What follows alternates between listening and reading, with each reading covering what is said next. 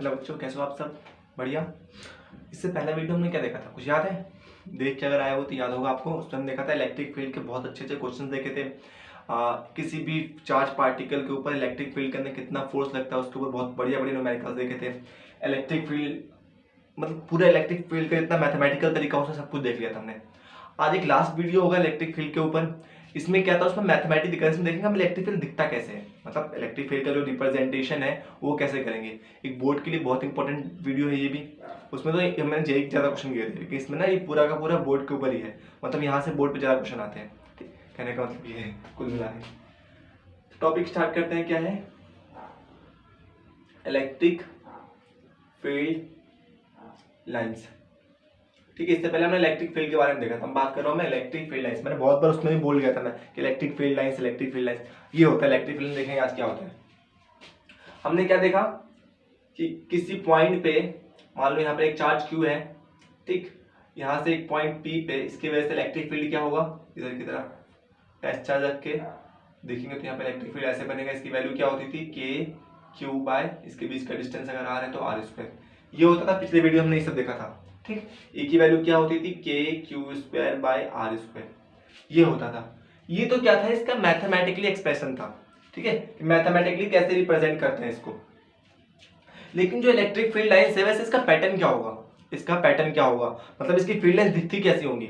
Actually में तो दिखती नहीं, लेकिन एक इमेजिनरी लाइन हमें दिखती कैसी होगी। जैसे हमने मैग्नेटिक फील्ड लाइन बनाया 10वीं क्लास में, पूरा ऐसे ऐसे गोल गोल करके, उस तरह कुछ इलेक्ट्रिक फील्ड लाइंस भी होता है। तो किस तरह का शेप होगा इसका वो देखेंगे अभी हम। तो देखो, जो पॉजिटिव चार्ज होता है उसके लिए जो मैं यहाँ पे क्या रखूंगा, टेस्ट चार्ज रखूंगा। हमें पता है कि जो इलेक्ट्रिक फील्ड होती है पॉजिटिव चार्ज के लिए away from the positive charge होता है, बाहर की तरफ होता है। तो इलेक्ट्रिक फील्ड लाइन कैसे बनता है, इसके लिए ऐसे बनता है। ठीक,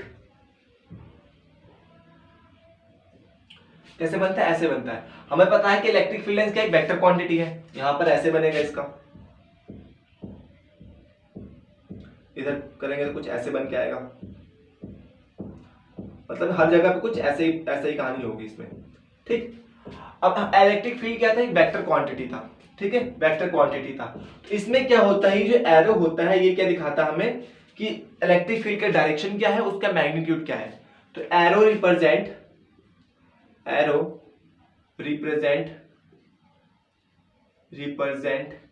magnitude and direction of electric field. जो एरो होता है वो क्या दिखाता है हमें, इलेक्ट्रिक फील्ड का डायरेक्शन दिखाता है और उसका मैग्नीट्यूड दिखाता है।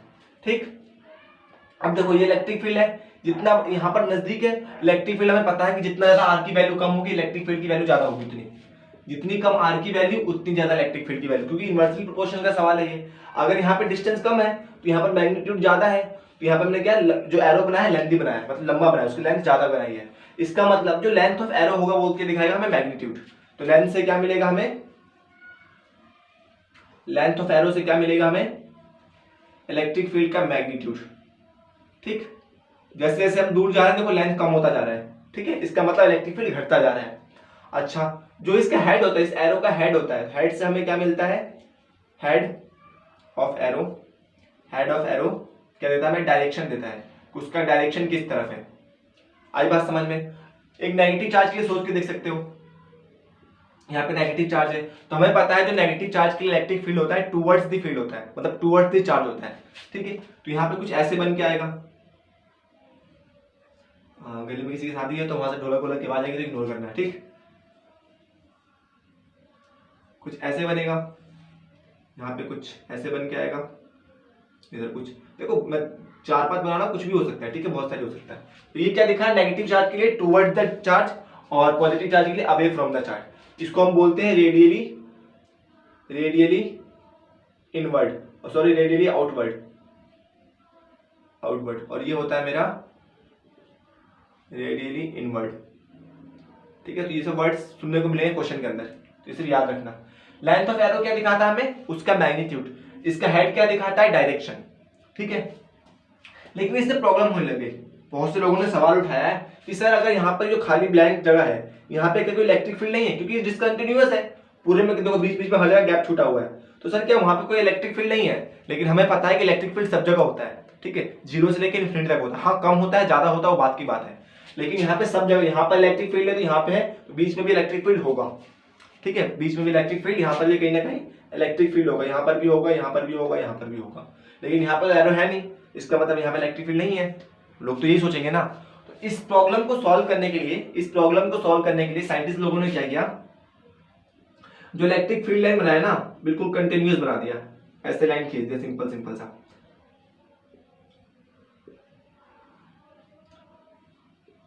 ठीक। वही हेड ऑफ एरो क्या दिखाएगा हमें, डायरेक्शन इलेक्ट्रिक फील्ड का दिखाएगा। लेकिन प्रॉब्लम ये हुई इसका मैग्नीट्यूड का पता नहीं चल रहा था लोगों को। प्रॉब्लम ये हुई इसका मैग्नीट्यूड कैसे, इसमें तो समझ में आ रहा था मैग्नीट्यूड जितना बड़ा लेंथ उतनी ज्यादा मैग्नीट्यूड, यहाँ पे कैसे पता लगाएंगे मैग्नीट्यूड का? तो यहाँ पे मैग्नीट्यूड कैसे पता लगता है कि जहां पे electric field lines close close होती है, यहाँ पे देखो, यहाँ पे अगर मैं बोल दूं इनके बीच का एंगल कितना है, अल्फा है, इनके बीच का एंगल अल्फा है, और यहाँ पे बोल दूं इनके बीच का एंगल कितना है, बीटा है, ठीक है, ये वाला एंगल अल्फा, ये वाला एंगल बीटा, ठीक है।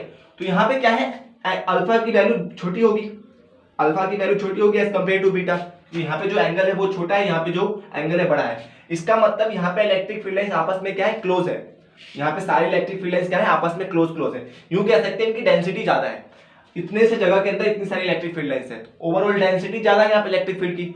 जहां पे इलेक्ट्रिक फील्ड की डेंसिटी ज्यादा, वहां पे इलेक्ट्रिक फील्ड का मैग्नीट्यूड भी ज्यादा। यहाँ पे इलेक्ट्रिक फील्ड की डेंसिटी ज्यादा है, यहाँ पे इलेक्ट्रिक फील्ड की मैग्नीट्यूड भी ज्यादा होगा। यूं समझ सकते हो जहां पे दो इलेक्ट्रिक फील्ड लाइंस के बीच में एंगल कम रहेगा, वहां पे इलेक्ट्रिक फील्ड की वैल्यू ज्यादा होगी, उसकी मैग्नीट्यूड ज्यादा होगी। जहां पे दो इलेक्ट्रिक फील्ड लाइंस के बीच में एंगल ज्यादा रहेगा उसके कंपैरिजन में, तो वहां पे इलेक्ट्रिक फील्ड की मैग्नीट्यूड क्या होगा, कम होगा। तो ऐसे पता लगा था कहानियों के ऊपर, ठीक है। और नेगेटिव चार्ज के लिए कैसा होगा कुछ सोच सकते हो, ऐसे बनेगा नेगेटिव चार्ज के लिए, ठीक। जितनी मर्जी लाइन खींचो तुम्हारी मर्जी के ऊपर है। क्लियर है, यहां तक समझ में आया? पॉज करके नोट करोगे इसको, फिर आगे देखते हैं। अब बात करते हैं इसकी प्रॉपर्टीज की, हो गया, चलो अब बात करते हैं इसकी प्रॉपर्टीज की। प्रॉपर्टी बोर्ड का हमेशा से फेवरेट टॉपिक रहा है, ठीक है। यहां से ना मतलब सवाल आना ही आना होता है, फिक्स होता है कि एक सवाल यहां से पक्का आएगा इस चैप्टर से, इलेक्ट्रिक फील्ड लाइंस में से, ठीक। इसके पैटर्न पूछ लेता मतलब कुछ ना कुछ पूछेगा यहाँ से वो, ठीक। और जेई में भी कभी कभी अच्छे का सवाल बन के आते हैं, अभी देखेंगे इसके ऊपर भी अच्छे से न्यूमेरिकल्स। अब बात करते हैं properties of electric field lines, यहाँ मैं प्रॉपर्टीज लिख देता हूँ, प्रॉपर्टीज, ठीक, properties of electric field lines. तो इसकी पहली प्रॉपर्टी क्या होती है, दे originate from positive charge and terminate in negative charge। क्या लिख दिया भैया मैंने, मैं क्या कह रहा हूं कि क्या होगा, पॉजिटिव चार्ज से ओरिजिनेट होगा और नेगेटिव चार्ज पे ही टर्मिनेट होगा। मतलब यहाँ पे अगर पॉजिटिव चार्ज है तो यहाँ से इलेक्ट्रिक फील्ड क्या होगा, बाहर निकलेगा, और यहाँ पे एक नेगेटिव चार्ज है, तो जो इलेक्ट्रिक फील्ड यहाँ से बाहर निकला है ना, तो हमेशा यहीं से बाहर निकलेगा, ऐसा कभी नहीं होगा नेगेटिव चार्ज से बाहर निकलेगा, ऐसा नहीं होगा। ये इलेक्ट्रिक फील्ड यहाँ से निकलेगा और इधर जाके खत्म हो जाएगा, ठीक है।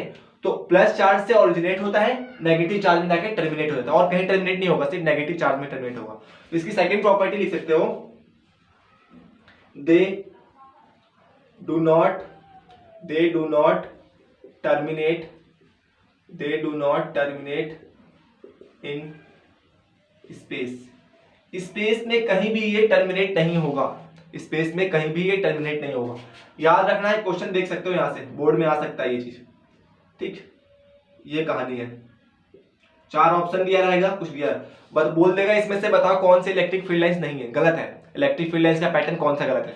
4 ऑप्शन दिया रहेगा, उसमें एक ऐसा ऑप्शन रहेगा सब एक जैसा रहेगा। याद रखना, एक पैटर्न में यहाँ पे डॉट होगा, किसी में कुछ होगा, किसी में कुछ ना कुछ प्रॉब्लम होगा, बस वहां पर एक ही, वहां पर 3 सही होंगे और एक गलत होगा, 3 सही होंगे एक गलत होगा, तो वहां पर इस तरह कुछ दिया रहेगा। यहाँ पे देखो यहाँ कहा है डॉट है, मतलब ये देखो इलेक्ट्रिक फील्ड लाइंस, इसका मतलब क्या है कि और आगे जा रही है, यहाँ पे कोई डॉट नहीं, इसका मतलब और आगे जा रही है। यहाँ पर ऐसा कुछ नहीं है, मतलब ये लाइंस बहुत आगे जा रहा है, कुछ पता नहीं कहां तक जा रहा है, लेकिन यहाँ पे डॉट लगा दिया, इसका मतलब क्या है कि इलेक्ट्रिक फील्ड लाइंस यहाँ पे खत्म हो गया है, ठीक है। ऐसा कभी नहीं हो सकता, जहां पर नेगेटिव चार्ज नहीं है वहां पे इलेक्ट्रिक फील्ड लाइंस कभी खत्म नहीं हो सकता है। तो they do not terminate in space, space में कहीं पर भी ये टर्मिनेट नहीं हो सकता है, मतलब खत्म नहीं हो सकता, हमेशा कहां खत्म होगा, नेगेटिव चार्ज के ऊपर खत्म होगा, ठीक है। ये चीज याद रखना। चौथा प्रॉपर्टी ये भी इंपॉर्टेंट है, they do not form any closed loop. Any closed loop क्या होता है? एनी क्लोज्ड लूप, ठीक है, क्लोज्ड लूप ये फॉर्म नहीं करता है।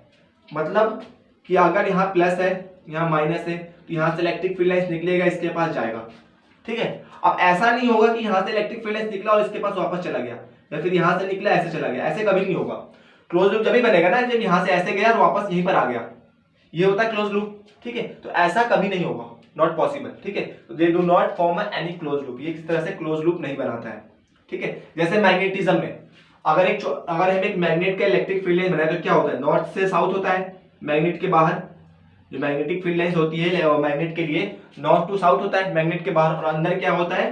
South to north. तो ये क्या होता है? क्लोज लूप बनना है ना, पूरा क्लोज हो गया, क्या बनना है? क्लोज लूप बनना है, ठीक है। तो they do not form any close loop, किस तरह का क्लोज लूप नहीं बनाता है। क्लियर है? चौथा देखते हैं, चौथी प्रॉपर्टी देखते हैं इसकी। इस पे क्वेश्चन आते हैं, अभी दिखाऊंगा आप लोगों को क्वेश्चन, इस पे बहुत क्वेश्चन आते हैं। चौथी प्रॉपर्टी क्या है?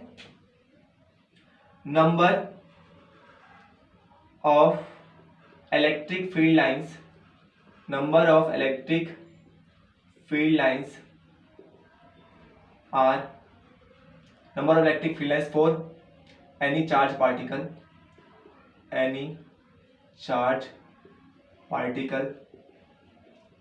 is subjective but relative number of lines are matter, relative number of lines are matter. बता रहा हूं क्या क्या क्या क्या मतलब क्या लिखते हैं मैंने, ठीक है, अभी समझ में आएगा ये। Number of electric field lines are any charge particle is subjective. मतलब क्या कह रहा हूं कि अगर मैंने यहां पर एक पॉजिटिव चार्ज है, ठीक है, दो लोग हैं यहां पर मान लो मोहित है और यहां पे सोहित है,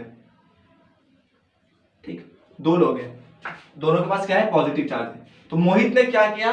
एक पॉजिटिव चार्ज के लिए दो इलेक्ट्रिक फील्ड लाइंस बनाए, ठीक, एक पॉजिटिव चार्ज के लिए दो इलेक्ट्रिक फील्ड लाइन, बोला ठीक है तुम्हारी मर्जी है। इसने क्या किया? बोला मैं तो एक ही बनाऊंगा। इसने क्या किया? सोहित ने एक पॉजिटिव चार्ज के लिए एक इलेक्ट्रिक फील्ड लाइन, कोई तीसरा कोई इंसान होगा, कोई भी मान लो, रोहित, मोहित, सोहित, रोहित, कुछ भी मान लो, ठीक है, रोहित शर्मा वाला नहीं, यहाँ पर पॉजिटिव चार्ज। इसने कहा कि मैं एक चार्ज के लिए चार इलेक्ट्रिक फील्ड लाइंस बनाऊंगा। कितनी बनाऊंगा? चार इलेक्ट्रिक फील्ड लाइन। तो तीनों क्या है? तीनों सही है। किसी ने एक ही क्वेश्चन में एक इलेक्ट्रिक फील्ड लाइन के लिए दो लाइंस बनाए, ठीक है। किसी दूसरे लड़के ने एक इलेक्ट्रिक फील्ड लाइन के लिए एक पॉजिटिव चार्ज के लिए एक फील्ड लाइन बनाई, किसी एक लड़के ने एक पॉजिटिव चार्ज के लिए चार इलेक्ट्रिक फील्ड लाइन बना दी। तो ये क्या है? तीनों के तीनों सही है, ठीक है। हम एक पॉजिटिव चार्ज के लिए या फिर किसी भी एक चार्ज पार्टिकल के लिए, चाहे पॉजिटिव हो चाहे नेगेटिव हो, अगर वो हमारी मर्जी है, हम एक लाइन बनाए, दो लाइन बनाए, तीन लाइन बनाए, ठीक है। इसका मतलब क्या है? यही कह रहा हूं मैं, number of electric field line are any charge particle is subjective. Subjective है, तुम्हारी मर्जी है, तुम जितना ही बनाओ, but relative number of lines are matter. लेकिन relative number of lines matter करेगा। मतलब अगर तुमने एक चार्ज के लिए दो लाइन बनाया ना, तो अब तुम्हें ये फॉलो करना पड़ेगा, दो के लिए तुम्हें चार लाइन बनाना पड़ेगा। एक पॉजिटिव चार्ज के लिए तुमने दो बनाया है तो तुम्हें दो प्लस के लिए कितना बनाना पड़ेगा? दो, चार लाइन बनानी पड़ेगी। मतलब अगर तुमने एक के लिए दो बनाया ना, दो के लिए चार, तीन के लिए छह, चार के लिए आठ, वो तुम्हें फॉलो करना पड़ेगा। जब तुमने एक के लिए दो किया है तो दो के लिए तुम्हें चार करना पड़ेगा, उसमें तुम चेंज नहीं कर सकते हो। इसने कितना बनाया था? एक के लिए दो बनाया था ना, सॉरी, एक के लिए एक बनाया था। अगर दो क्यू चार्ज रहेगा तो दो प्लस का, तो इसे दो लाइन बनानी पड़ेगी। इसने एक के लिए चार बनाया था तो दो के लिए कितना बनाएगा बताओ? चार, आठ, बहुत बढ़िया। एक के लिए चार बनाया था तो दो के लिए आठ बनाएगा। आगे समझ में? ये कह रहा था मैं, the number of electric field lines of any charge particle is subjective but relative number of lines are matter. ये मैटर करता है, रिलेटिव नंबर ऑफ लाइंस क्या करता है? मैटर करता है, ठीक है। ऐसा नहीं है कि तुम पहले के लिए एक बना रहे हो, पहले के लिए तुम एक बना रहे हो, दूसरे के लिए तुम तीन बना दो। घर की खेती नहीं है ये, ठीक है। स्टार्टिंग में तुम्हारे घर की खेती थी, तुमने जितना बनाता बनाओ, लेकिन एक बार जब तुमने बना दिया तो अपनी परंपरा को निभाना पड़ेगा, ठीक है। तो परंपरा वाली कहानी है यहाँ पे, अमिताभ बच्चन वाला परंपरा, ठीक। चलो कर लिया, ये तीनों कर लिया। चलो ये तीनों कर लिया तो आगे देखते हैं, पांचवी प्रॉपर्टी देखते हैं। पांचवी प्रॉपर्टी क्या कह रहा है कि number of electric field lines, number of electric field lines is directly proportional to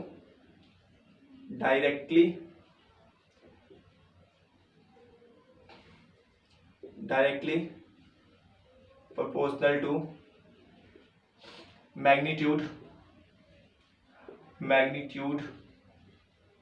of charge। क्या कह रहा हूं, समझ में तो आया होगा। अगर मान लिया मैंने एक के लिए कितने बनाए, 2 इलेक्ट्रिक फील्ड लाइंस बनाए, ठीक है, और कहीं पर मुझे एक पॉजिटिव चार्ज के लिए 4 इलेक्ट्रिक फील्ड लाइंस बना हुआ है और कोई मुझसे इसकी मैग्नीट्यूड पूछ लेगा, तो इसका मैग्नीट्यूड कितना हो, एक के लिए 2 था, उसी क्वेश्चन में एक चार्ज है, हमें नहीं पता इसका मैग्नीट्यूड कितना है, इसका मैग्नीट्यूड पता हमें 1 है, इसका मैग्नीट्यूड 1 है, इसके लिए 4 electric field lines, 2 electric field lines बनी है। उसी क्वेश्चन में एक पॉजिटिव चार्ज है, हमें उसका मैग्नीट्यूड पूछा है, लेकिन उसके लिए हमें एक चीज दे देते हैं, उसके number of electric field lines कितने हैं, 4 है। इसका मतलब अगर इसके लिए चार्ज 1 के लिए कितने थे, 2 इलेक्ट्रिक फील्ड लाइंस थे, और इसके लिए चार्ज है, इसके लिए कितने हैं, 4 है, तो ये कितना होगा, Q2 होगा। कितना होगा, Q2। क्योंकि एक के लिए 2 है तो 4 कब होगा, जब ये 2 होगा।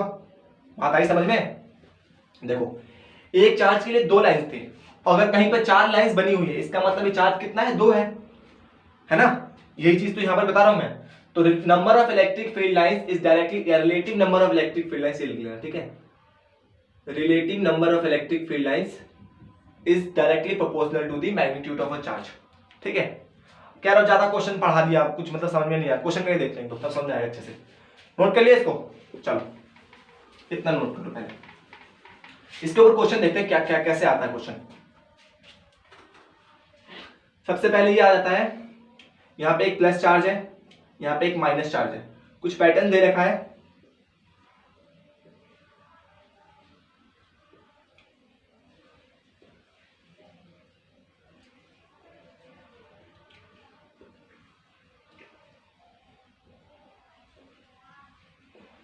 ऐसा कुछ है, ये मेरा Q1 चार्ज है, ये मेरा क्या है, Q2 चार्ज है। क्या पूछ लेगा इसमें, Q1 और Q2 का रेशो बताओ, Q1 Q2 का रेशो बताओ। तो मैंने क्या लिखा है, number of electric field lines is directly proportional to magnitude of a charge.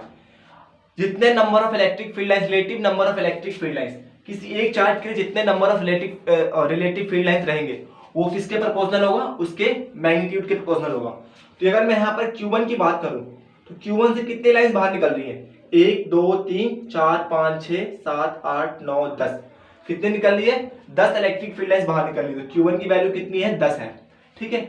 अगर मैं Q2 की बात करूं, Q2 नेगेटिव है मेरा, ठीक है, इसके लिए कितने इलेक्ट्रिक फील्ड लाइंस बाहर निकल रही है, इसके अंदर जा रही है, 1 2 3 4 5 6 7 8, कितनी जा रही है, 8 जा रही है, ठीक है। तो Q1 Q2 का रेशियो क्या होगा, देखो ये मैग्नीट्यूड नहीं है, ये इनका मैग्नीट्यूड नहीं, चार्ज का मैग्नीट्यूड नहीं है, ये क्या है, number of electric field lines directly proportional to number of magnitude of a charge. Number of electric field lines is directly proportional to magnitude of a charge, उसके प्रोपोर्शनल है। अगर चार्ज का मैग्नीट्यूड बढ़ रहा है तो number of electric field lines भी बढ़ेगा, ठीक है, एक प्रोपोर्शन में आगे बढ़ेंगे, इसीलिए इनका रेशियो में ऐसे निकाल सकते हैं, ठीक है। ये इनका मैग्नीट्यूड नहीं है, ये मत रहना कि इनका मैग्नीट्यूड है, ठीक।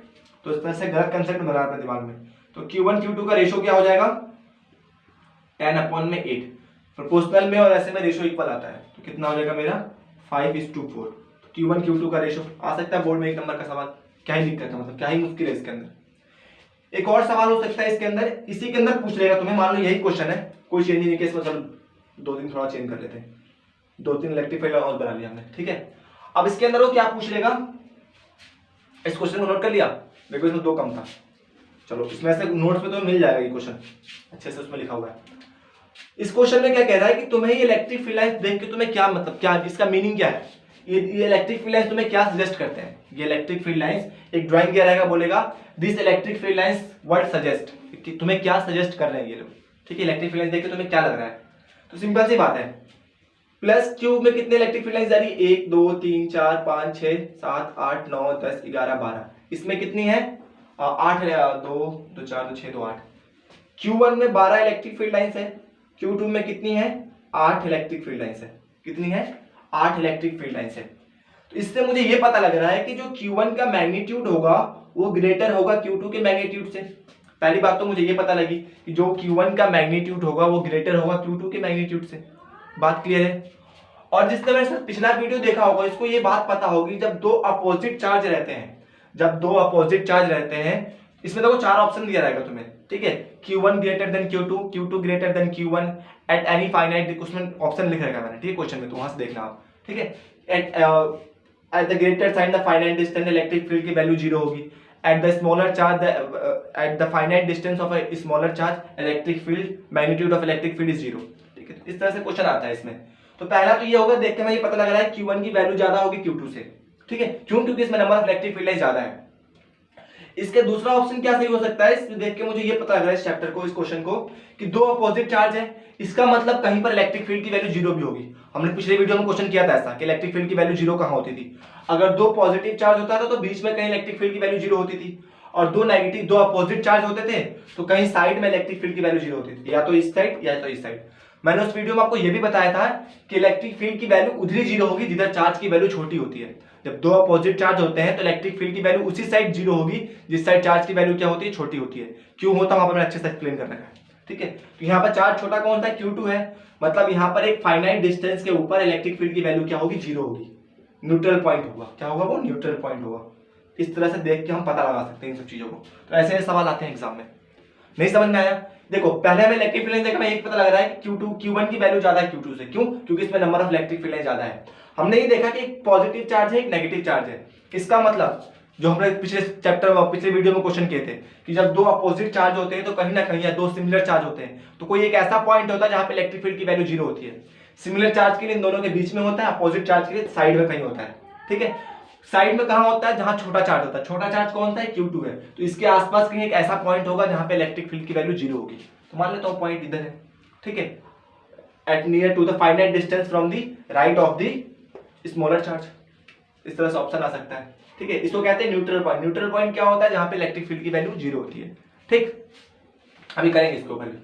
ये थे मेरे 5 इसके क्या बहुत मेन प्रॉपर्टीज थे, नोट करो इसको, कर लिया, चलो।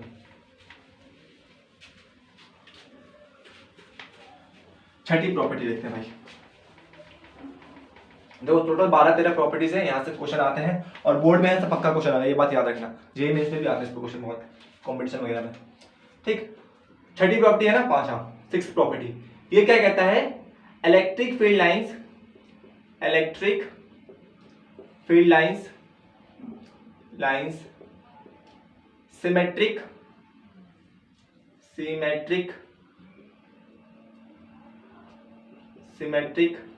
about line joining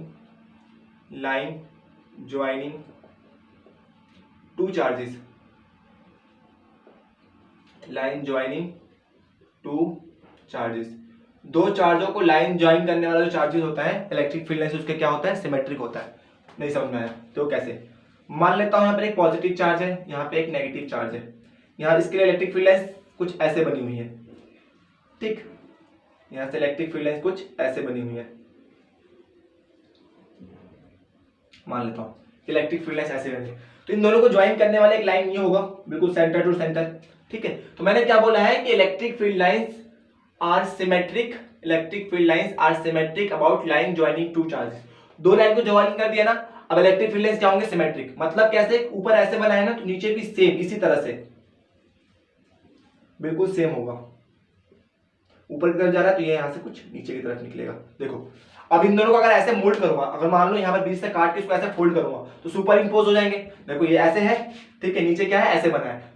देखो ये ऐसे, यहाँ पर बीच में एक लाइन है, नीचे एक ऐसे हाथ रहेगा, दोनों क्या है, सिमेट्रिक है। अगर इन दोनों को मोड़ता हूं तो सेम हो जाएगा, ठीक है। इसीलिए क्या बोलते हैं इसको, हम सिमेट्रिक बोलते हैं। About line joining electric field lines are symmetric, ठीक है। दो चार्जों के बीच में एक लाइन ज्वाइन करो, जितनी इलेक्ट्रिक फील्ड लाइंस ऊपर है उतनी ही इलेक्ट्रिक फील्ड लाइंस नीचे, और जिस शेप में है उसी शेप में रहेगा, ठीक है। तो एक इंपॉर्टेंट पॉइंट यहां से अच्छा क्वेश्चन दिखाऊंगा, बहुत जबरदस्त क्वेश्चन दिखाऊंगा। सातवीं प्रॉपर्टी देखो, सातवीं प्रॉपर्टी क्या कहता है, रिलेटिव क्लोजनेस, बता भी रखा हमने स्टार्टिंग में क्या था हमने, रिलेटिव क्लोजनेस ऑफ, हमें रिलेटिव क्लोजनेस मतलब इलेक्ट्रिक फील्ड लाइंस का क्लोजनेस है, कहीं और ही जा रहे हो। Relative closeness of electric field lines, relative closeness of electric field lines is directly proportional to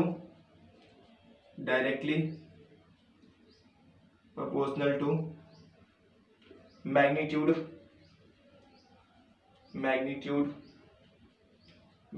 of electric charge, electric charge की मैग्नीट्यूड के डायरेक्टली प्रोपोर्शनल होता है रिलेटिव क्लोजनेस। क्या लिख दिया आंसर, समझ में कुछ नहीं आ रहा। देखो अभी समझ में आ जाएगा, बोर्ड का क्वेश्चन भी है ये। यहाँ पे एक लाइन है, यहाँ पे पॉइंट ए है, ये बी है और ये सी है, ठीक। यहाँ पे कुछ इलेक्ट्रिक फील्ड लाइंस ऐसे है, ठीक।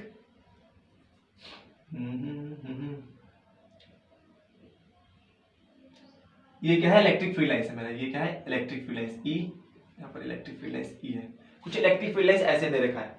तो देखो अगर मैं इस ए पॉइंट की बात करूं तो इलेक्ट्रिक फील्ड लाइंस क्या है, इसके लिए क्लोज क्लोज है, इनके बीच का डिस्टेंस देखो, ये वाला डिस्टेंस क्या है, नॉर्मली इसके कंपैरिजन में क्लोज क्लोज है कि नहीं है। यहां से मैं कह सकता हूं electric field at point A, क्योंकि यहां पे क्लोजनेस ज्यादा है, और electric field strength, electric magnitude of directly proportional to strength of electric field, गलती लिख दिया था, डायरेक्टली प्रोपोर्शनल टू स्ट्रेंथ, ठीक था, वो भी ऐसी गलती नहीं था, लेकिन मैं कुछ और, ये पॉइंट कुछ और में, relative closeness of electric field lines is directly proportional to strength of electric field. Electric field का क्या दिखाएगा, स्ट्रेंथ दिखाएगा, ठीक है। वो एक अलग पॉइंट और इंटरमिक्स हो गया था, ठीक। तो यहाँ पे क्या इलेक्ट्रिक फील्ड लाइंस काफी क्लोज क्लोज है रिलेटिवली। ए पॉइंट पे देखोगे इलेक्ट्रिक फील्ड लाइंस, कोई बोलेगा ए पॉइंट पे इलेक्ट्रिक फील्ड लाइंस कैसी है या इलेक्ट्रिक फील्ड स्ट्रेंथ कैसा है, तो यहाँ पर दोनों इलेक्ट्रिक फील्ड लाइंस क्या है, क्लोज क्लोज है। तो जब electric field lines close close होगा तो उसकी वैल्यू ओवरऑल क्या होगी, ज्यादा होगी। बी पॉइंट पे देखें तो बी पॉइंट पे इलेक्ट्रिक फील्ड लाइंस बहुत दूर दूर है, इसका मतलब मेरे पास EA is greater than EB, जो EA की वैल्यू होगी क्या होगी, EB से ग्रेटर होगी। क्यों, क्योंकि यहाँ पे इलेक्ट्रिक फील्ड लाइंस क्लोज है, यहाँ पे इलेक्ट्रिक फील्ड लाइंस आपस में दूर है। तो वही बात मैंने लिखी, relative closeness of electric field lines is directly proportional to strength of electric field, ठीक। अच्छा देखो EB के EC के बारे में सोचो, जहां पर EA की वैल्यू है वही EC की वैल्यू होगी, क्योंकि इनके बीच का डिस्टेंस सेम है। तो यहां से मैं कह सकता हूं बराबर है ये EC के। इस तरह से क्वेश्चन आता है। मान लो कि एक ऐसा पॉइंट है, बिल्कुल ये इलेक्ट्रिक फील्ड लाइंस ऐसी है, यहाँ पे पॉइंट A, यहाँ पर पॉइंट B और यहाँ पर पॉइंट C। ये लाइंस क्या है, इक्वी डिस्टेंस है, इसका मतलब electric field at point A is great equal to electric field at point B, electric field at point C। आया समझ में क्या क्वेश्चन हो रहा है ये।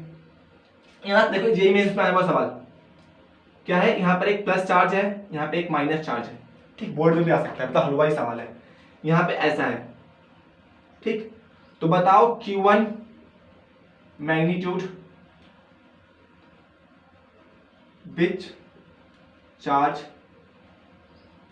Is greater, magnitude of which charge is greater, ऐसे लिख सकते हो, ठीक है। क्वेश्चन का जो भी लैंग्वेज होगा उसमें देख सकते हो आप। Magnitude of which charge is greater, किस चार्ज का मैग्नीट्यूड ज्यादा है, बताओ भाई, कैसे बताओगे। मैग्नीट्यूड बता सकते थे अगर दो इलेक्ट्रिक, यहाँ से भी एक इलेक्ट्रिक फील्ड लाइंस निकल रहा है, यहाँ पर भी एक इलेक्ट्रिक फील्ड लाइंस निकल रहा है, ले भाई दोनों में से एक एक इलेक्ट्रिक फील्ड लाइंस निकल रहा है। भैया आपने तो पढ़ाया था कि electric field lines directly proportional to magnitude of a charge, यहाँ से भी एक निकल रहा है, यहाँ से भी एक निकल रहा है, इसका मतलब दोनों चार्ज क्या है, बराबर है। लेकिन क्वेश्चन में तो ये पूछा नहीं है, क्वेश्चन में पूछा magnitude of which charge is greater, किसका मैग्नीट्यूड ज्यादा होगा। अच्छा जी, तो मैंने भी आपको एक बात बताई थी कि electric field lines are symmetric about the line joining two charges. यहां से अगर एक लाइन ज्वाइन करता हूं मैं तो इलेक्ट्रिक फील्ड लाइंस क्या होगी, नीचे भी ऐसी कुछ होगी, है ना, जैसा ऊपर वैसा ही नीचे। तो अभी क्या फायदा हुआ, अभी इसमें से दो निकल रही, इसके अंदर दो जा रही है, अभी भी इक्वल है। एक बात याद रखना, छठा पॉइंट देखो, relative closeness of electric field lines is directly proportional to the strength of electric field और मैग्नीट्यूड ऑफ, और लिख के लिख सकते हो magnitude of charge, magnitude of charge, ठीक है। चार्ज की मैग्नीट्यूड की जहां पे स्ट्रेंथ ज्यादा है, मैग्नेटिक इलेक्ट्रिक फील्ड की स्ट्रेंथ ज्यादा, वहां पे चार्ज की वैल्यू भी ज्यादा ओवरऑल, तो ठीक है, और लिख डाल सकते हो इसको ब्रैकेट में। तो देखो यहाँ पे अगर मैं बात करूं तो ये बीटा बोल सकता हूं, इस एंगल को मैं अल्फा बोल सकता हूं। तो ध्यान से देखो कि जो बीटा की वैल्यू है वो ग्रेटर है अल्फा की वैल्यू से, मतलब यहाँ पे इलेक्ट्रिक फील्ड लाइंस है जो काफी क्लोज है, काफी क्लोज है। यहाँ पे मतलब बहुत सारे इलेक्ट्रिक फील्ड लाइंस आ सकते हैं, क्यों, क्योंकि इलेक्ट्रिक फील्ड लाइंस काफी क्लोज है, यहाँ पे दूर दूर है, ठीक है। तो यहाँ पे जो अगला इलेक्ट्रिक फील्ड लाइंस बनेगा इसके हिसाब से दूर बनेगा बहुत, मैक्सिमम एक और इलेक्ट्रिक फील्ड लाइंस दो बन सकते हैं, इसमें बहुत सारे आ सकते हैं इलेक्ट्रिक फील्ड लाइंस। समझ में नहीं आ रहा ना, ये देख रहे हैं यहाँ पर बीटा की वैल्यू ज्यादा है, यहाँ पर अल्फा की वैल्यू कम है ना। तो यहाँ पे क्या है, इलेक्ट्रिक फील्ड लाइंस इसके कंपैरिजन में काफी क्लोज है, क्योंकि इनमें थीटा की वैल्यू कम है। इसका मतलब जब जो इलेक्ट्रिक फील्ड लाइंस क्लोज रहेंगे तो वहां पे इलेक्ट्रिक फील्ड की वैल्यू ज्यादा होगी, जहां पे इलेक्ट्रिक फील्ड की वैल्यू वहां पे चार्ज ज्यादा। इसका मतलब मैं कह सकता हूँ अगर ये Q1 होगा और ये Q2 होगा तो Q2 की वैल्यू ग्रेटर देन होगी Q1 की वैल्यू से। क्यों, क्योंकि यहाँ पे इलेक्ट्रिक फील्ड लाइंस ज्यादा है एज कम्पेयर टू इसके। तो क्वेश्चन आ सकता है, बोर्ड में भी आ सकता है, एकदम हलवा सवाल है, ठीक, चलो कर लिया, सातों प्रॉपर्टी नोट कर ली, आगे बढ़ते हैं फिर आठवीं प्रॉपर्टी के ऊपर। ये जितने पढ़ा रहा हूं ना बोर्ड में, मतलब यहां से मतलब 100% क्वेश्चन आता है, 100%। मैं ये नहीं कह रहा कि बोर्ड में आएगा, मैं कह रहा हूं बोर्ड में आ गया, ठीक। और जेईई मेंस का तो पूछो ही मत, यहां से तो दे ही देगा वगैरह वो, उसके हिसाब से तो मतलब ये बहुत हल्के सवाल है, थोड़ा अच्छे सवाल देखेंगे अभी थोड़ी देर रुको, इंतजार का मजा लीजिए। क्वेश्चन नंबर 7 प्रॉपर्टी का था, 8वीं प्रॉपर्टी देखते हैं। 8वीं प्रॉपर्टी वेरी वेरी इंपॉर्टेंट, बहुत बहुत इंपॉर्टेंट है, ठीक है, बोर्ड के लिए भी, जेईई मेंस के लिए, सब कुछ, कंसेप्ट के लिए भी और आने वाले चैप्टर्स के लिए भी। Tangent tangent drawn at any point, tangent drawn at any point of electric field, electric field lines gives direction of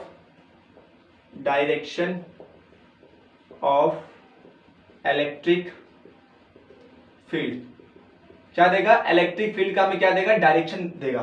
for example है कि इलेक्ट्रिक फील्ड लाइंस ऐसे है, ठीक, यहाँ मेरा पॉइंट ए है, ये मेरा पॉइंट बी है, ठीक, तो इलेक्ट्रिक फील्ड लाइंस कुछ ऐसे है, ये मेरा ई इलेक्ट्रिक फील्ड लाइंस, ठीक, चलो ये क्या electric field lines.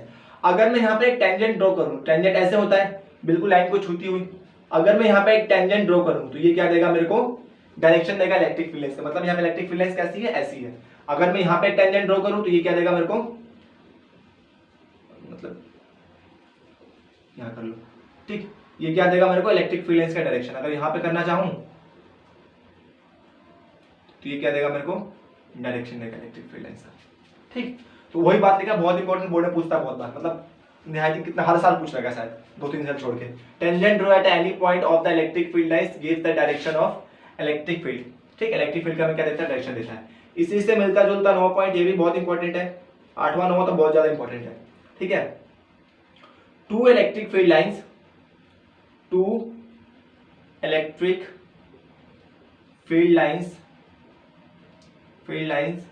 never intersect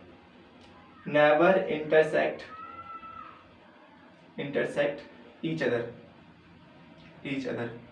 दो इलेक्ट्रिक फील्ड लाइंस कभी भी एक दूसरे को इंटरसेक्ट नहीं करती हैं, दो इलेक्ट्रिक फील्ड लाइंस कभी भी एक दूसरे को इंटरसेक्ट नहीं करती हैं, बहुत इंपॉर्टेंट पॉइंट है ये। क्यों होता है?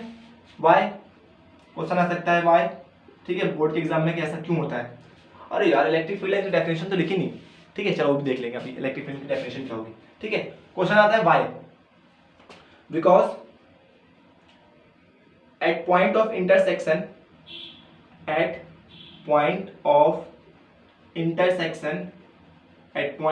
Intersection gives two direction of electric field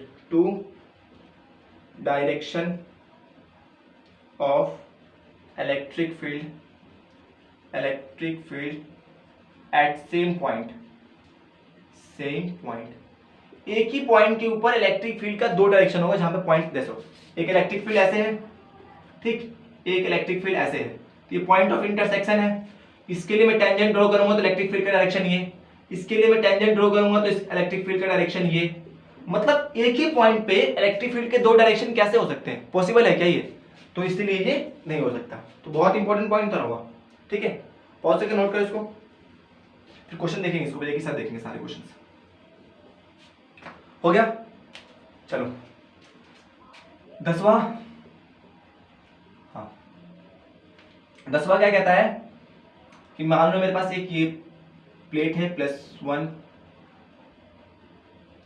यहाँ पे माइनस का प्लेट है, तो हमें पता है कि इलेक्ट्रिक फील्ड लाइंस कहाँ होता है? प्लस से माइनस तक, यहाँ तक तो पढ़ रखा होगा। इलेक्ट्रिक फील्ड लाइंस क्या होते हैं? प्लस से माइनस की तरफ होता है, ठीक है, ये बात तो पता होगा। तो देखो ये क्या है? मेरा यूनिफॉर्म इलेक्ट्रिक फील्ड लाइंस, क्या है? Uniform electric field lines. मुझे कैसे पता लगा कि यूनिफॉर्म इलेक्ट्रिक फील्ड लाइंस है? क्योंकि सारे लाइंस क्या है? स्ट्रेट है, इक्वी डिस्टेंस पे है, स्ट्रेट है, इक्वी डिस्टेंस पे है, इसलिए क्या है? ये इलेक्ट्रिक फील्ड लाइंस यूनिफॉर्म है। ऑल यूनिफॉर्म ये electric field lines are parallel होंगे, ठीक है, इक्वी डिस्टेंस पे होंगे इक्वी डिस्टेंस पे होंगे और क्या होंगे, स्ट्रेट होंगे। ठीक, पैरेलल का मतलब ये नहीं कि यहाँ पे है कि यहाँ पे है और एक यहाँ पे है, तो ये हमारे equi distance electric field lines नहीं है, यूनिफॉर्म इलेक्ट्रिक फील्ड लाइंस नहीं है। क्यों? क्योंकि इनके बीच का डिस्टेंस बराबर बराबर नहीं है। तो इक्वी डिस्टेंस भी होने चाहिए, पैरेलल भी होने चाहिए और स्ट्रेट भी होने चाहिए। वो क्या होता है मेरा इलेक्ट्रिक यूनिफॉर्म इलेक्ट्रिक फील्ड होता है। क्या होता है? Uniform electric field. 11 देख सकते हैं हम। 11 क्या है?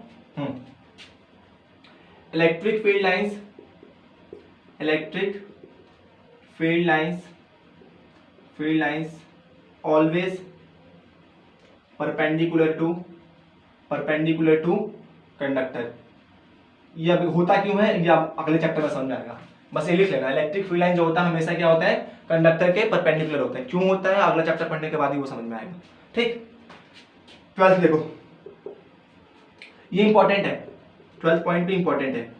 यहाँ पे प्लस चार्ज है, ठीक, इसके लिए इलेक्ट्रिक फील्ड लाइंस ऐसे होगी। यहाँ पे एक क्या था, एक कंडक्टर है। क्या है? यहाँ पे एक कंडक्टर है। क्या है? यहाँ पे एक कंडक्टर है। तो यहाँ पे प्लस चार्ज है, ठीक, या कोई मीडियम है तो यहाँ क्या होगा, पोलराइजेशन होगा। कंडक्टर है, इसके अंदर बहुत सारे फ्री इलेक्ट्रॉन्स होते हैं, तो यहाँ पे क्या होगा, पोलराइजेशन होगा। तो यहाँ पे प्लस, तो सारे इलेक्ट्रॉन्स कहाँ जाएंगे, इधर कहीं आ जाएंगे भाग के। ठीक, जब सारे इलेक्ट्रॉन इधर आएंगे तो प्लस चार्ज सारे कहाँ भाग जाएंगे, इधर भाग जाएंगे। ठीक है, तो इलेक्ट्रिक फील्ड लाइंस कैसे बनेगी, कुछ ऐसे बन के आएगी, पॉजिटिव से नेगेटिव की तरफ। ठीक, इलेक्ट्रिक फील्ड लाइंस कहाँ कुछ ऐसे बन के आएगी, ठीक, पॉजिटिव से नेगेटिव की तरफ। लेकिन एक मिनट, यहाँ पे क्या हुआ, चार्ज इंड्यूस हुआ। ठीक है, पोलराइजेशन इसमें क्या हुआ, कंडक्टर का क्या हुआ, ये कंडक्टर है मेरा। ठीक है, इस कंडक्टर का क्या हुआ, पोलराइजेशन हुआ। ठीक है, पोलराइजेशन की वजह से यहाँ पे नेगेटिव चार्ज इंड्यूस हुआ। क्यों? क्योंकि यहाँ पे पॉजिटिव चार्ज था।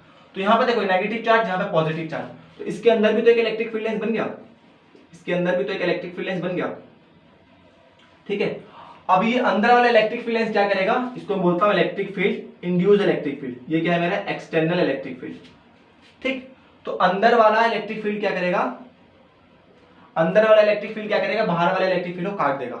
मतलब इसके अंदर इलेक्ट्रिक फील्ड की वैल्यू 0 है, इसके अंदर क्या है, इलेक्ट्रिक फील्ड की वैल्यू 0 है। तो एक बार पॉइंट याद रख लो, electric field lines, electric field inside the conductor, conductor is 0। जो इलेक्ट्रिक फील्ड लाइंस की वैल्यू कंडक्टर के अंदर होती है कितनी होती है, 0 होती है। और यहां से क्या टॉपिक आता है, शील्डिंग का टॉपिक आता है। क्या है कि किसी चीज को हमें इलेक्ट्रिक फील्ड लाइन से शील्ड करना है। किसी चीज को मुझे इस चीज को नोट कर लिया, एक बार पॉज करके नोट करो इसको। ठीक है, तो मान लो मुझे किसी चीज को क्या करना है, शील्ड करना है। To shielding any object from electric field. Electric field से मुझे किसी चीज को शील्ड करना है, तो उसको मैं कहां रख दूंगा, किसी कंडक्टर के बीच में रख दूंगा। अगर उसको मैं किसी कंडक्टर के बीच में रख दूंगा, उसके अंदर इलेक्ट्रिक फील्ड पहुंच ही नहीं पाएगा, क्योंकि electric field inside the conductor is 0। क्यों होता है, पोलराइजेशन की वजह से। जो इंड्यूस इलेक्ट्रिक फील्ड होता है वो एक्सटर्नल इलेक्ट्रिक फील्ड को क्या करता है, कैंसिल आउट कर देता है। ठीक है, क्योंकि इसका अपोजिट डायरेक्शन में होता है। एक और तरीका है, अब देखो इसके बाहर तो इलेक्ट्रिक फील्ड लाइंस होगा ना, यहाँ पे, यहाँ अंदर का खत्म, यहाँ पर प्लस साइन है, तो प्लस से बाहर की तरफ इलेक्ट्रिक फील्ड लाइंस ऐसे कुछ निकलेगा। ठीक है, तो बाहर तो इलेक्ट्रिक फील्ड लाइंस है, तो कंडक्टर के अंदर की चीज को रखना काफी टफ काम होता है। ठीक है, मैं चाहता हूं कंडक्टर के अंदर ना रखूं, बाहर रख के उसको मैं शील्ड कर दूं। तो to shield any object outside the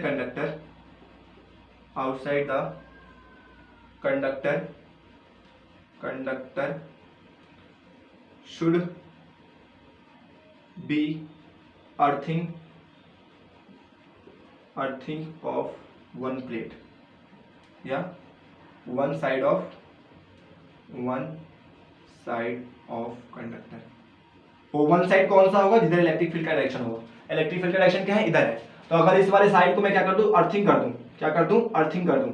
ठीक है, जितना पॉजिटिव साइन है, चार्ज है इसके ऊपर, कहां चला जाएगा, अर्थ के अंदर चला जाएगा। तो सारा पॉजिटिव चार्ज खत्म, यहाँ से इलेक्ट्रिक फील्ड लाइंस निकलेगी नहीं। यहाँ पे किसी चीज को मैं रखूंगा तो वो क्या हो जाएगा, इलेक्ट्रिक फील्ड से शील्ड हो जाएगा। तो ये टॉपिक इंपॉर्टेंट था, शील्डिंग वाला। ठीक है, पॉज करके इसको नोट करो, इंपॉर्टेंट टॉपिक है ये। आप क्वेश्चन देख लेते हैं थोड़े, अच्छे से, बढ़िया से। ठीक हो गया, बस इतना ही होते हैं। नहीं, एक और टॉपिक देखना है, चलो नोट करो, एक और प्रॉपर्टी रह गया है। चलो इसको नोट कर लिया, यहाँ कर देता हूँ। एक आखिरी प्रॉपर्टी, वो क्या कह रहा हूँ मैं, बस वो देख लो, बस आखिरी है ये 13। क्या है, इलेक्ट्रिक, अगर मैं यहाँ पर पॉजिटिव चार्ज है तो यहाँ से एक इलेक्ट्रिक फील्ड लाइन ऐसे जा रही थी, इसने देखा यहाँ पर पॉजिटिव चार्ज है तो यहाँ से क्या हो जाएगा, दूर भाग जाएगा। यहाँ पे एक नेगेटिव चार्ज है, यहाँ से इलेक्ट्रिक फील्ड लाइन ऐसे जा रही थी, ठीक, यहाँ पे देखा एक नेगेटिव चार्ज है तो इसकी तरफ भाग जाएगी इलेक्ट्रिक फील्ड लाइंस। ठीक है, तो इसका मतलब ये होता है electric field lines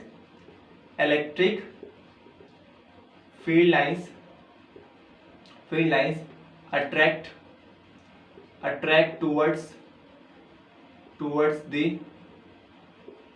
the negative charge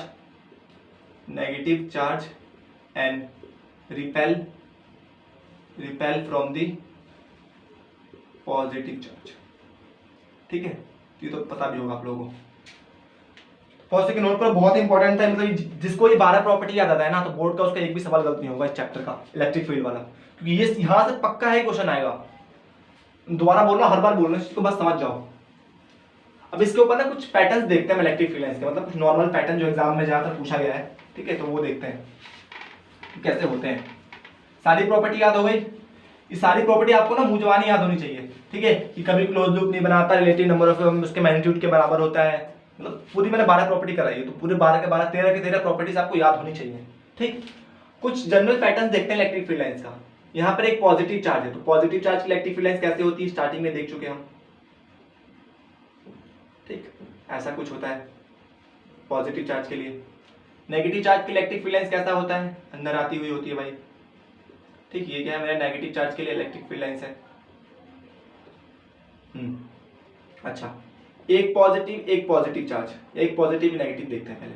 ठीक, इसके लिए इलेक्ट्रिक फील्ड लाइंस कैसे होगी, पॉजिटिव से निकलेगा नेगेटिव में जाएगा, पॉजिटिव से निकलेगा नेगेटिव में जाएगा, पॉजिटिव से निकलेगा नेगेटिव में टर्मिनेट होगा। जैसे ही ऊपर सेम नीचे बनना पड़ेगा, क्योंकि सिमेट्रिक होता है, तो इन सब चीजों का ध्यान रखना पड़ेगा। ठीक,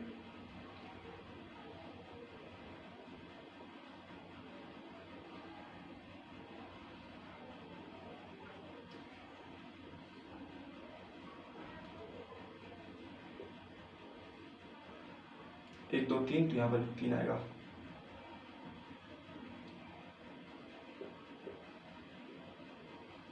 ठीक, तो ये क्या हो गया, एक पॉजिटिव नेगेटिव के लिए क्या हो गया, इलेक्ट्रिक फील्ड लाइंस हो गया। तो ये बनाना आना चाहिए आप लोगों को, ऐसी पॉजिटिव नेगेटिव चेंज कर सकते हो। और मान लो एक पॉजिटिव है, यहाँ पर भी एक पॉजिटिव है, इसके लिए इलेक्ट्रिक फील्ड लाइंस कैसी होगी, तो हमें पता है पॉजिटिव के लिए क्या होती है, इलेक्ट्रिक फील्ड लाइंस ऐसे निकलती है, ऐसे निकल रही थी इसको देख के, तो यहाँ से इलेक्ट्रिक फील्ड लाइंस ऐसे निकलती, यहाँ पे पॉजिटिव चार्ज इसको देख के रिपेल हो जाती। ठीक, यहाँ से इलेक्ट्रिक फील्ड लाइंस ऐसे निकलती, इसको देख के रिपेल हो जाती।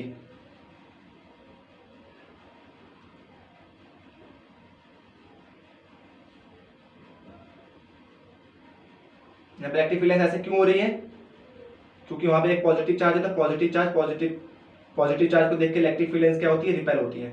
माफ करना, सब गलती हो गई, थोड़ा सा बाहर की तरफ होता है हमेशा। ठीक है, पॉजिटिव चार्ज को देख के इलेक्ट्रिक फील्ड रिपेल हो जाती है। इसके लिए भी सेम कहानी होगी, यहां से ऐसे निकले, लेकिन इसको देख के क्या हो गया, रिपेल हो गया।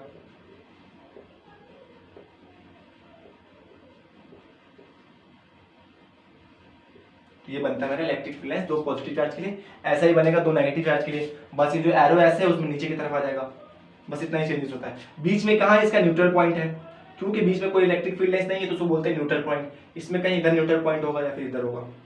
ठीक है, वो चार्ज के ऊपर डिपेंड करता है, उसका मैग्नीट्यूड किसका जा रहा है। ठीक, तो इस तरह से कुछ जनरल पैटर्न्स आते हैं एग्जाम में बनाने के लिए, चाहो तो गूगल करके देख सकते हो असली ड्राइंग क्या होता है इसका। ठीक है, अब क्वेश्चन करें, बस थोड़ी देर और पेशेंस रखा करो वरना पेशेंट बन जाओगे, बहुत बड़ी टीचर ने कही थी ये बात। ठीक, पेशेंस रखा करो वरना पेशेंट बन जाओगे, तो समझ जाओगे आप। हाँ, क्या है, हम कहाँ थे अब, क्वेश्चन के ऊपर। तो देखो एक बोर्ड का बहुत फेमस क्वेश्चन है, मतलब अगर आप प्रीवियस ईयर आपके पास होगा अरिहंत वगैरह का, तो उसमें देख सकते हो पहला क्वेश्चन ये होता है। ठीक, यहाँ से इलेक्ट्रिक फील्ड लाइंस ऐसे गई एक, ठीक, ये कंडक्टर है, क्या है, कंडक्टिंग स्फीयर है। यहाँ से एक इलेक्ट्रिक फील्ड लाइंस ऐसे गई, ठीक, यहाँ से एक इलेक्ट्रिक फील्ड लाइंस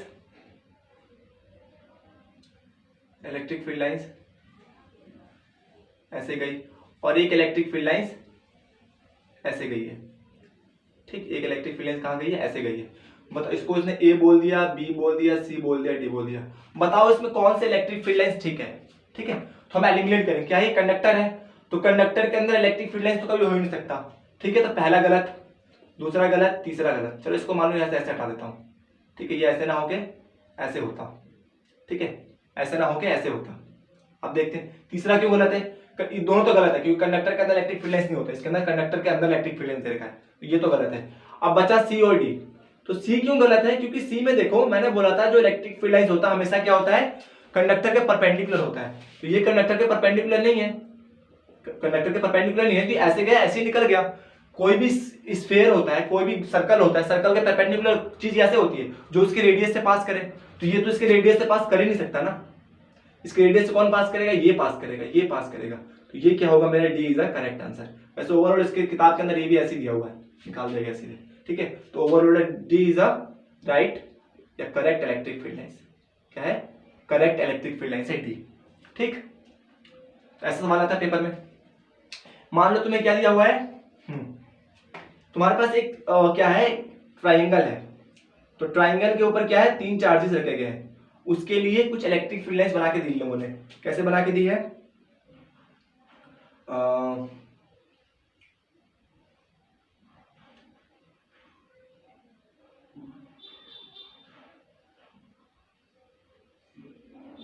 जेई का आया हुआ सवाल है, मैंने कहा था जेई के भी क्वेश्चन कराऊंगा।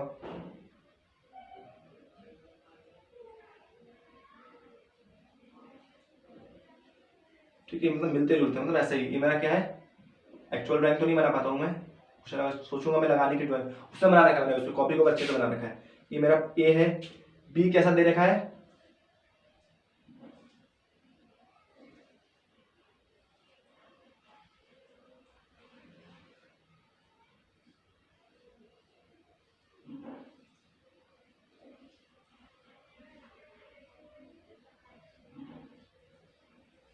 ये दे रखा है, ये मेरा क्या है, बी पॉइंट है। ठीक, सी ऑप्शन कैसा दे रखा है,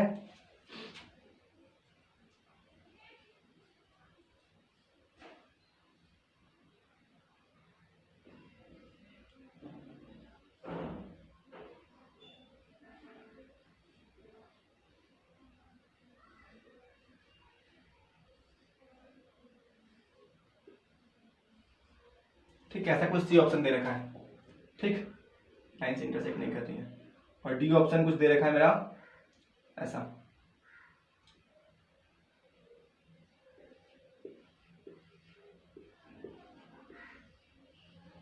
बताओ इसमें से कौन सा ना, एक ट्राइंगल था मेरे पास, उसके वर्टिस पे 3 चार्ज रखे हैं, तो इसमें से कौन सा इलेक्ट्रिक फील्ड लाइन सही है।